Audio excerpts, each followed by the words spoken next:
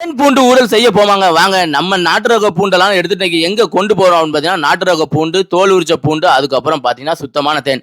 இதெல்லாம் எடுத்துட்டு கார்ல ஏத்திட்டு நம்ம எங்க கொண்டு போகிறோம் பார்த்தீங்கன்னா, நல்ல நேச்சுரலான பிளேஸ்க்கு போறோம். எதுக்கு அப்படிங்கிறத லாஸ்ட்ல வீடியோல அப்லோட் பண்றேன். வாங்க போலாங்க.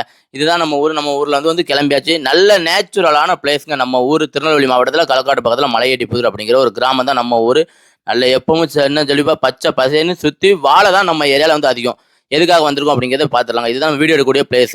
போன உடனே பார்த்தீங்கன்னா சேஃப்டியா இருக்கும். மாஸ்க்கு, கிளவுஸ் எல்லாமே பார்த்தாச்சு. இது என்ன அப்படின்னு பார்த்தீங்கன்னா, நாட்டு ரக பூண்டுங்க. எதுக்காக அப்படின்னு பார்த்தீங்கன்னா, தேன்ல மதிப்பு கூடக்கூடிய பொருட்கள் நிறைய இருக்கு. அதுல ஒன்று தான் என்ன அப்படின்னு பார்த்தீங்கன்னா, தேன் பூண்டு ஊறல் சொல்லி நம்ம வந்து விற்பனை பண்ணிட்டு இருக்கோங்க. ஸ்டார்டிங்ல சொல்ல ஒரு கிலோ வந்து 720 ரூபாய் கொடுக்குறோம். நாட்டு ரக பூண்டு வந்து நல்லா தோல் உரிச்சு அதுக்கப்புறம் பார்த்தீங்கன்னா, ஒரு நாள் வெயில்ல காய வைக்கணும்.